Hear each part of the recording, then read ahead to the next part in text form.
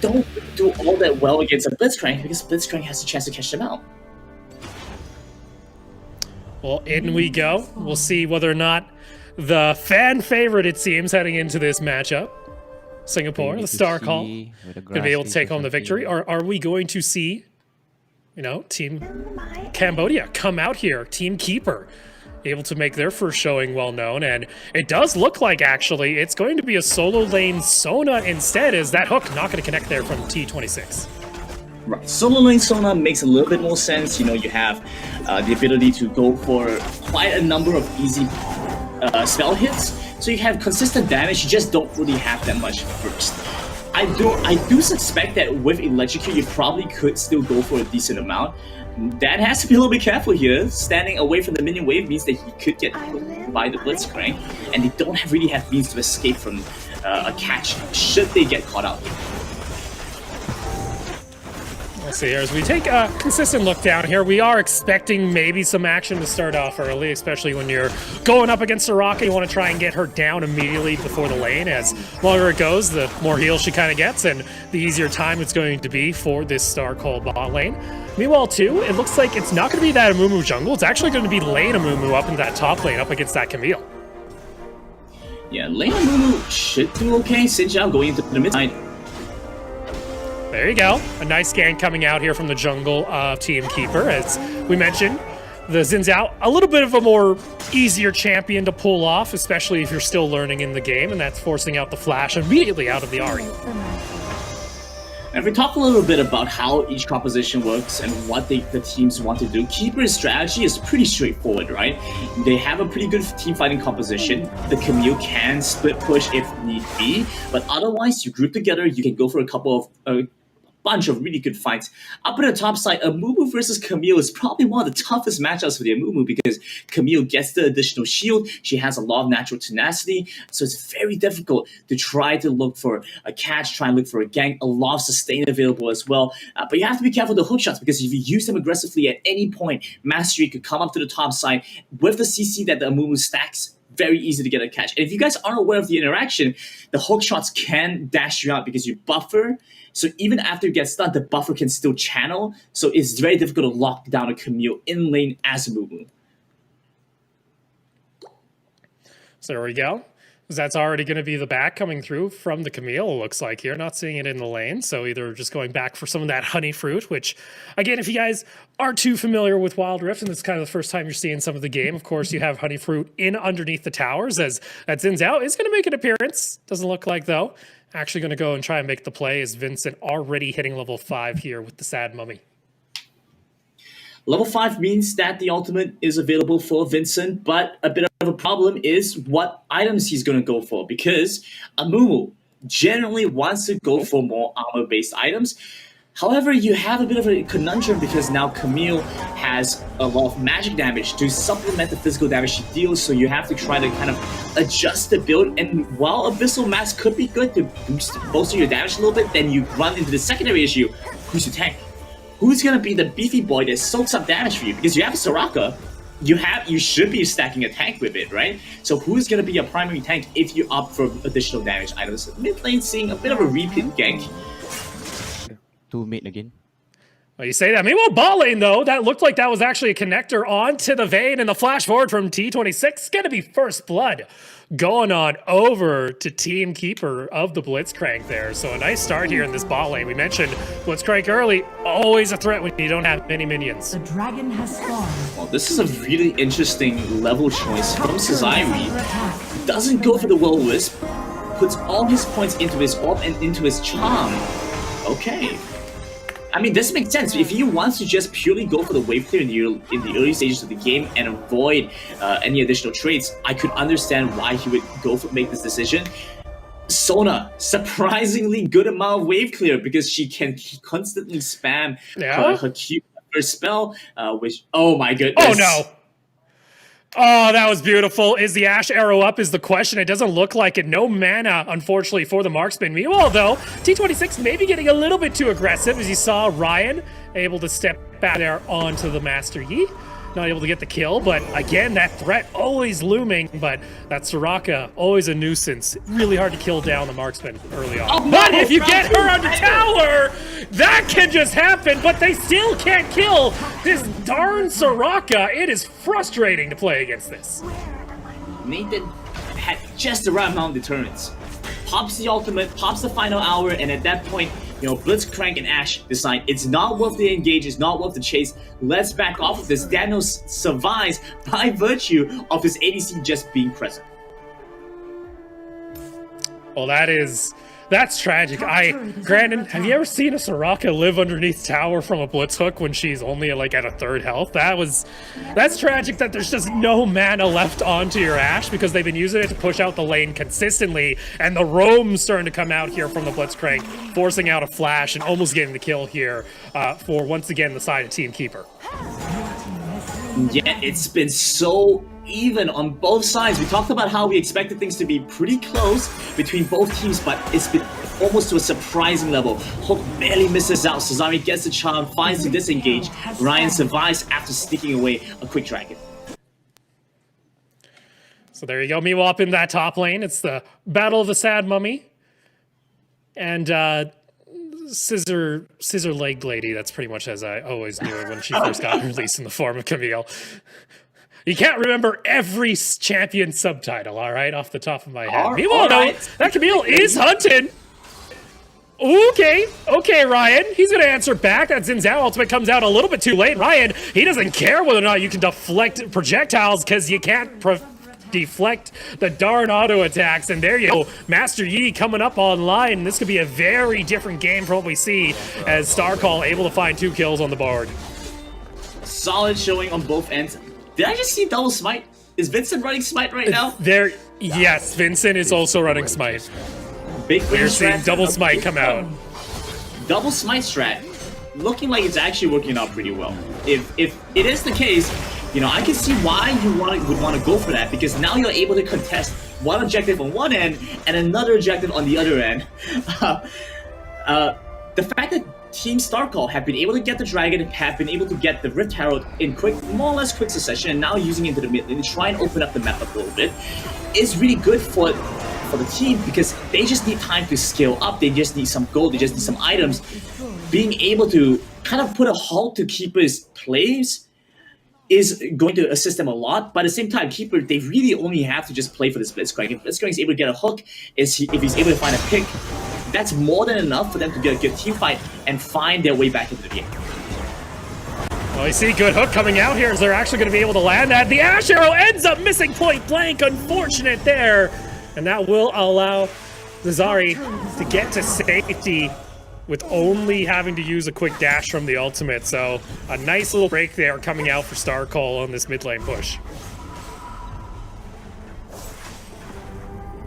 Good defense coming in over on the side of Keepers, but it's still going to be quite a big loss. Now they've opened up the map, and this really helps the Master Yi. Master Yi loves to be able to go to multiple jungle sides and pick up farm very quickly. Bit of a roam coming in from Cesari up in the top side. Use it, gets a little bit more move speed. The charm going to be used, but it goes a bit wide. The auto target fires off at a minion instead. Vincent steps forward. They aren't able to pick anything else off this.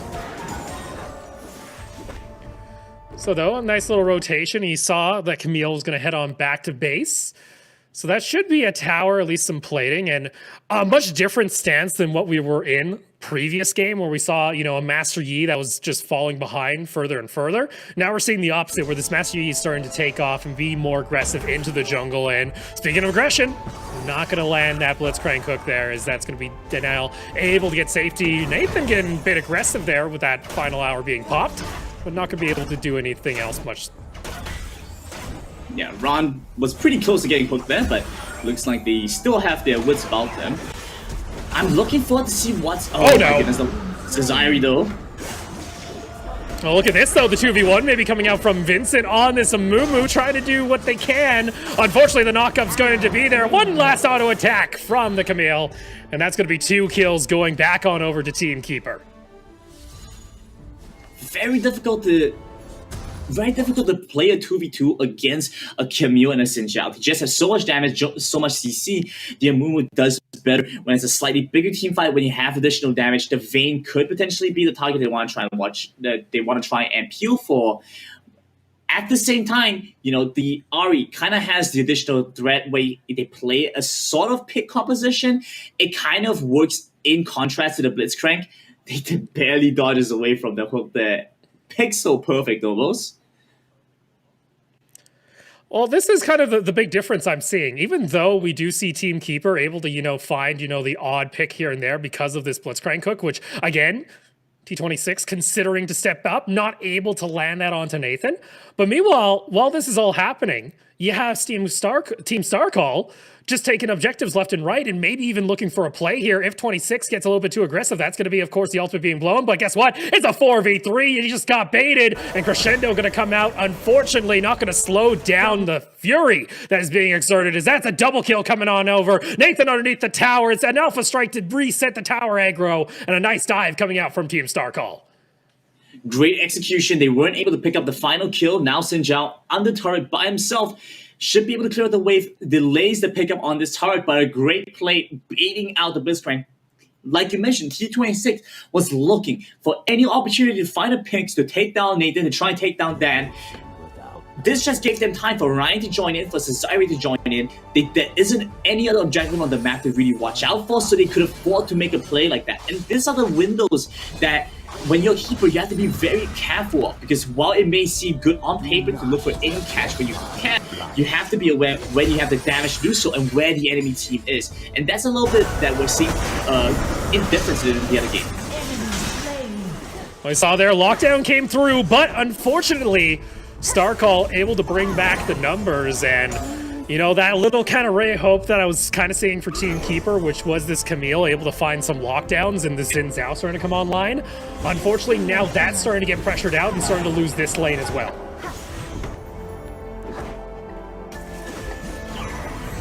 So with that now, Starcall Enemy turret destroyed. looking for possibly a dive here is Ryan. Yeah, I got Baron here as well. If they get this pick, this could easily be the end-all here for Team Keeper, and they could lose a lot off the map. Yeah, level 11 on the Master E, it's very easy to pick up the Baron. Be careful here, but 3 members over on that side. Not sure how much Ryan wants to go for this. Oh, Ryan gets sunned up. There comes that Soraka ultimate, though, is able to give the health back, and now going to jump into that back line. Goes for another alpha strike, and able to find the resets once more, and you can't take down this Master Yi. It's a double kill in the end for the Ahri, and a double kill for the Master Yi, and Nathan looking to make it a team ace if he could find the kill on the Camille, but instead just going to go ahead and get pressure onto the tower. Insane play coming through. I mean, the fact that they managed to survive all of that was just nutty, right? Master Yi gets hit by the Enchanted Crystal Arrow, survives despite the fact. That's not something that should be happening. You have to have correct champion prioritization. Once a target gets hit by CC like that, you have to go for the kill. Oh, and you saw there, looking for the Crescendo to land. Not able to find it underneath that tower, and they do at least keep that inhibitor tower up and alive in the top side of the map, but one more wave will be able to do it. And then Team Keeper always going to have to be worried about super minions starting to pile in through the top side of the map. And Starcall in a great position to try and close out this game in the next 2 minutes if they're able to find themselves possibly a Baron or the next Drake. And this is true whether it's for the mid lane or for the top lane, so they could easily go for the pickup on the inhibitor turret. The minions are spawning in, and now they have the opportunity to go for the Baron very easily because, again, they're going to be dealing with the super minions coming into the base. They don't have the means to try and stop this, and as a team as a whole, they're kind of lacking the damage to do Baron, right? Whereas on to the side of Team Starcall, they have a very easy time picking out Baron. Whether it's the Master E, whether it's the Vayne, tons of damage means that they can shred through those neutral objectives. At the same time, Nathan was able to hold out against the Camille by himself, which shouldn't normally be the case, but the fact that he is really important because now this means that you can delay the rest of the team. Camille is a huge driving force for keepers. If they lose this very important champion on their side, a lot of the team fights are going to start being Starcall favored. I know my concern here too is even if they do find maybe a magical blitz hook, that's always kind of that question, late game League of Legends, even on Wild Rift, a blitzcrank hook can turn the tide of the game. But if you're not getting, this Soraka, which they almost did, it's really hard to burst down that individual member without exhausting pretty much all your ultimates, and you need to save some of these either for this Camille to try and maybe make a play, but unfortunately, if you're getting caught out, it doesn't matter, you find a pick. Ryan's going to be able to hunt down the kill. Alpha Strike comes on through, and that's a dominating Master Yi. Meanwhile, though, Nathan getting a little bit too aggressive there in the mid-side jungle and does cost them one member. It's a 4v4 for the next little bit. Actually, a 4v3 as they were able to find the kill onto the Xin Zhao. Yeah, Nathan was at least still able to equalize by getting the Xin Zhao kill, which means now they have to jungle up. Keepers don't. They could go for the Baron or they could go for the Dragon. It looks like Ryan's going to make the Baron call. Attack Baron. Yeah, I think Baron is your call. You see the pings coming out there as well from the Ahri, and there you go. It's pretty difficult at this point for Team Keeper to try and interrupt this as they're on to the bot side of the map, and unless there was a magic arrow coming on through, it looks like that's going to be our second Baron of the day being picked up here by Team Starcall. Yeah, nice look up. Now, it looks like the Nathan managed to... No, he just barely misses out on the buff. Respawns a second too late, but that's okay. They still have it on 4 of their members. Now they're just going to have to escort their waves up. The Dragon is up. I think they could probably just end the game without having to be all too concerned about this Dragon. It looks like Nathan is just going to go pick it up while he's waiting for his team to just spawn out of base first. Meanwhile, minion waves looks like it's and this is what feels bad too, when there's a Vayne just soloing a Drake and your team can't really do anything about it at this point. That's just how far back Team Keepers has been put. And now it's very much up to Team Starcall. You have a massive advantage. You have Baron buff in hand. This should be, in theory, a quick and easy closeout. We'll see if that's going to be the case there, as there you go, Inhibitor Tower in mid lane gets taken here by Ryan. Moving maybe in, not done. Okay. Woo! Oh, the damage! Boy, you can't do that! Oh my lord, Camille ultimate comes on through, but that's still not even the GA getting popped here. And that's a little unfortunate, as they're not even able to take down the Master Yi once. That's 3 members down and only 2 left to protect the base.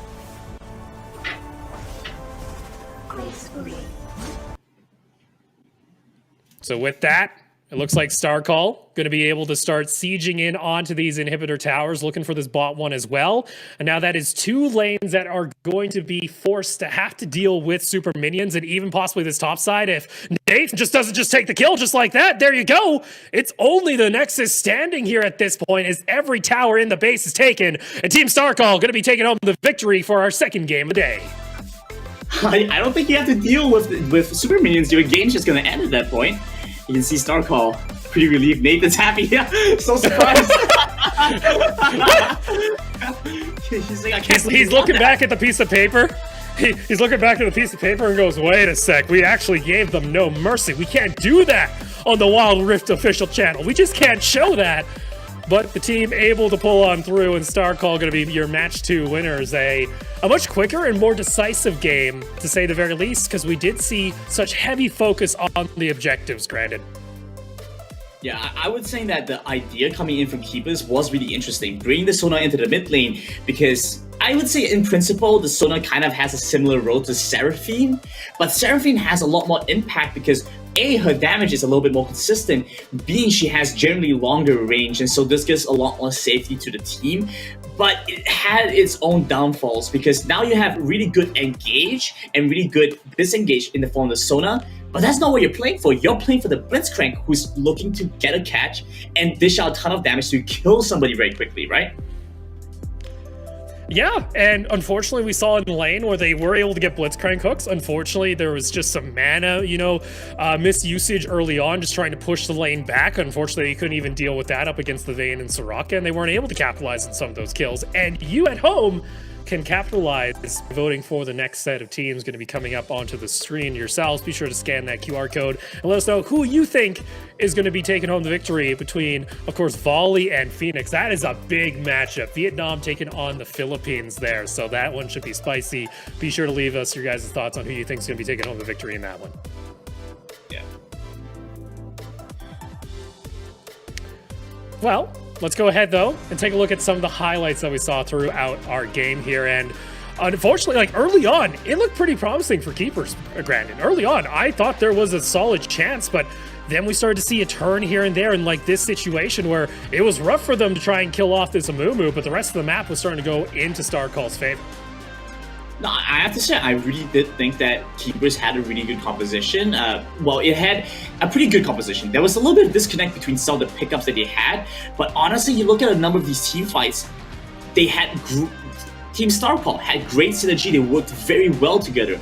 And moments like this, Keepers kind of dropped the ball because they needed to focus on the priority target. Once you get the CC, you just kind of lock in and go all out for one guy. Instead, they kind of dispersed and split up the pressure.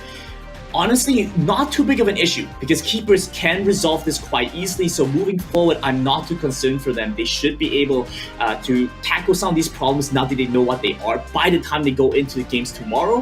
Whereas with Starcall's side, I'm quite happy with how they performed this game. I'm just hoping it's not a fluke. I'm just hoping it's not like a one-off thing. Like they're not just working like one trick. You know, for me, it's Starcall living up to the name overall. They picked out that Soraka, and it was absolutely instrumental. And you saw there, team was happy. Nathan couldn't believe it. To be your post-game stat, 16-4 on kill score. And this is the difference between, you know, a Yi that falls behind and a Yi that gets absolutely fed. Yeah, very different composition, but we could see how they empowered the Master Yi, right? Going for the Athenes, going for, well, just overall really good items to support the Master Yi, because even on a Mumu side, double auras, Abyssal Mass, Rhylites means that anything that gets caught within the range of the Mumu now has to deal with the additional effects, and this supports the damage for the Master Yi. And you know, while the Abyssal Mass doesn't really help very much with the physical damage that the Master Yi is outputting, the fact that they're able to provide a little bit of resistance debuff just means that Master Yi and Spoiled Cesari, the both of them in tandem, are able to provide a lot of output for the team. Mm-hmm. Yeah, speaking of output, here's your damage numbers. Ryan, 20k. Not as high as the other time, but you do see that's just how quick this game was closed out here by Starcall in comparison to what we saw in Game 1. And unfortunately, just not a whole lot you could do there on the side of Keeper, where once this Yi gets ahead, it's really hard to deal with them because of that Soraka, because of that silence, because of that heal always coming on through. And Ron was a bit of a pain in the side, to say the very least, here for Team Keeper, and maybe something to consider that they take away next game. Except for how the game kind of panned out, there were so many moments where you would think, yeah, we're gonna pick up the kill on Soraka, we're gonna be able to try and capitalize on the lead that we have, work with what we have. The Blitzcrank is such a priority champion for Team Keeper, but they weren't able to do so. You can see how even the goal really panned out for the first, 6 minutes of the game, and at that point they started scaling up a little bit more, and the fact that they have an Ari, a Master Yi, a Vayne, these champions work well. The more gold they have, they do better when you have the same number of items against them. You know, just they have more mechanical implants into their champion kit, so they just have so much more impact as the game went further on. Well, you can see over on that graph there, you have the Rift Herald. That spike all went onto the Yi, and that is going to be Ryan Tan picking up the MVP on the Master Yi, 7-0-5 with 16k gold in his back pocket for our second match of the day, with Starcall taking home the victory. 2 games in a row where we've had the jungler become the MVP. I think this is going to become a bit of a trend. Junglers are so important to dictate the pacing and the kind of tempo of the game, right? They kind of work as sort of the brains of the team as well. They generally are the guys that dictate what the team is going to do, the objectives they're going to try to look for.